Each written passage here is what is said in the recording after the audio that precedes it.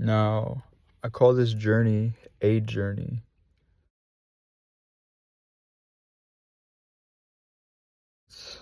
It's multiple journeys. It's my semen retention journey. It's my knowledge accumulation journey. It's my dietary journey. It's my spiritual journey. It's my physical training journey. And today I wanted to focus on my semen retention journey in specific, because I think it's something that I really need to focus on now at this point. At first, when the motivation was high, it was easy to just completely avoid anything sexual. It was completely easy to avoid lust when the motivations were running high and I was feeling like I got it, like I got this. But that's when it crept in. It crept in when I was overly confident. It caught me off guard. And you're gonna see more about that in this episode. I go more in depth about how to actually why we actually relapse, the root cause, and how we can actually get over it. And you'll be seeing that after this clip. What's up, vlog? So I relapsed again today with semen retention. I relapsed, and I decided to do some deep research on why I relapse, what the root cause is. I came up with these four reasons why we relapse with semen retention. So it's a problem with willpower, structure, fatigue, and meaning. But today I'm just gonna focus on willpower, and then I'll make the other root causes, I'll save those for another video.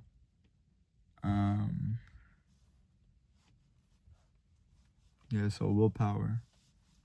Semen retention is about willpower because it requires actively resisting the strong biological urge to ejaculate, actively resisting social media, actively resisting giving into sexual stimuli. But willpower alone isn't enough, because willpower fails when stimulation is high. That's when we get into the other root causes. Willpower fails when stimuli is high. It fails when your identity is on the line. And it fails when the act promises fast relief. Willpower doesn't fail because you're weak. It fails because it's outmatched. You were alone, stimulated, and had an immediate path to gratification. What actually strengthens willpower is not hype, but reps. Repeated interruptions, i.e. closing the app as soon as you get the urge. Lowering friction for desired actions. Heightening friction for undesired actions, i.e. deleting social media.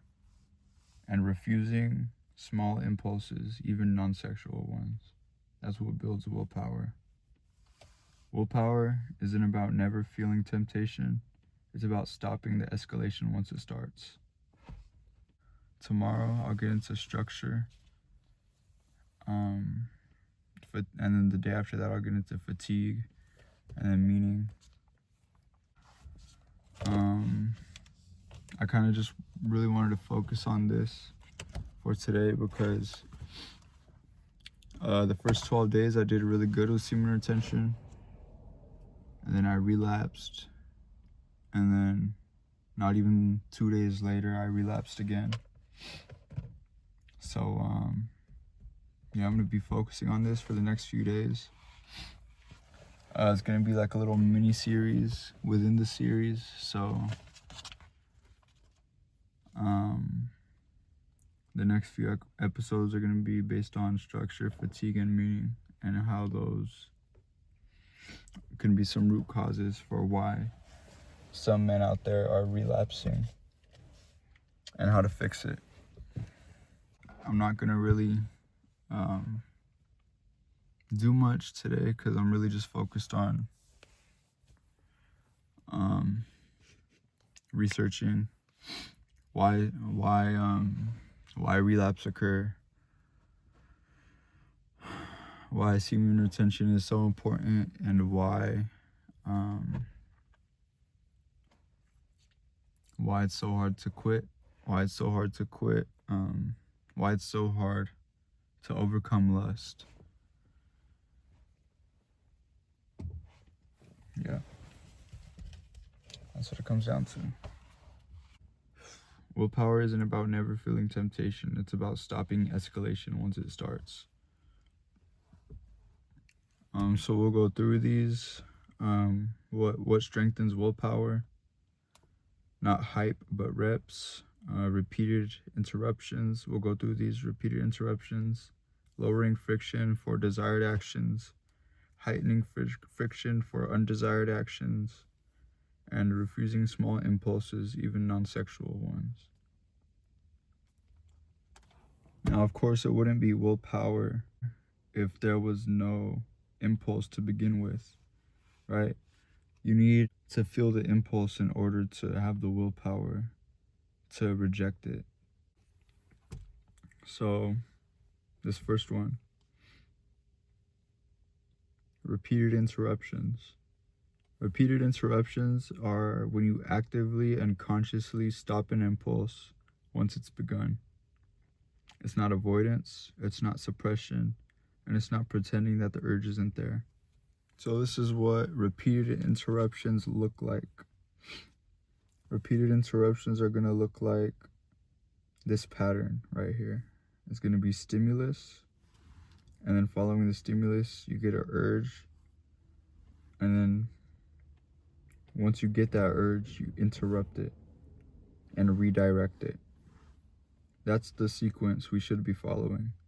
But most of us, though, unfortunately, we fall victim to lust and follow this sequence instead. We get the stimulus, we escalate, we fantasize, we take action, and then we release. Remember when I said that what actually strengthens willpower is not hype, but reps? When you follow this pattern, stimulus, urge, interrupt, redirect, that interruption right there, that's the rep. That's you actively exercising your willpower. You interrupt right after the urge, that's the rep. So, not doing a rep would be stimulus, urge, escalation, fantasy, action, release. What matters more than not relapsing? Most people think discipline is built by how long you can go without failing. But the truth is, discipline is really built by how many times you can stop yourself mid-impulse. So in other words, how many reps you can do. Every time you do a rep, you're strengthening your willpower. So where did I leave off? I don't even know where I left off at. But let's see. What matters more than not relapsing? Most people think discipline is built by how long you can go without failing. But the truth is, discipline is built by how many times can I stop myself from mid-impulse? How many times can I stop myself mid-impulse? Every successful interruption strengthens the prefrontal cortex, weakens the automatic habit loop, trains your nervous system that urges are survivable. A long streak with no interruptions builds fragile discipline, but many interruptions builds durable discipline. What counts as an interruption? An interruption only counts if 3 conditions are met. 1. The urge is active, meaning you are already aroused, tempted, or stimulated. 2.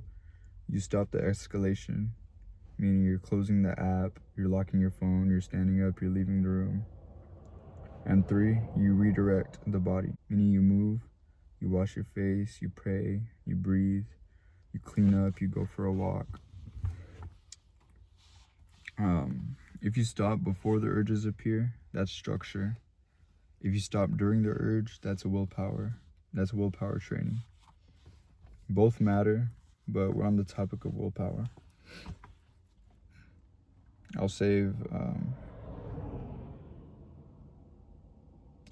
structure for another day. What repeated interruptions do to lust specifically? Lust thrives on completion. It wants you to follow the stimulus, escalation, fantasy, action, release loop. Interruptions break the chain before completion. When that happens, your brain learns that this path doesn't finish anymore, that this urge doesn't guarantee release, that I will survive this discomfort. Over time, the urges become shorter, intensity drops faster, seeking behavior weakens, not because desire disappears, but because it stops paying off. Here's how to track progress correctly. Stop tracking streaks only. Start tracking number of interruptions per day. Start tracking how long the urges last after the interruption.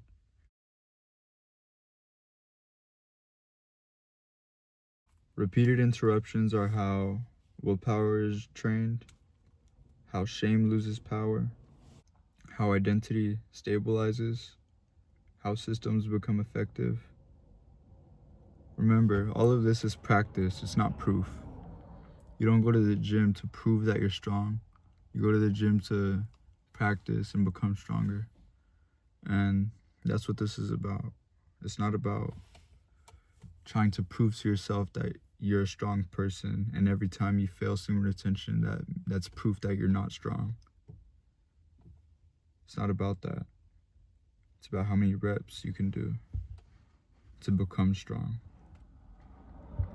How many reps you can do in order to become strong. Yeah, that's it. Thank you for joining me for day 14, and I'll see you guys in the next one.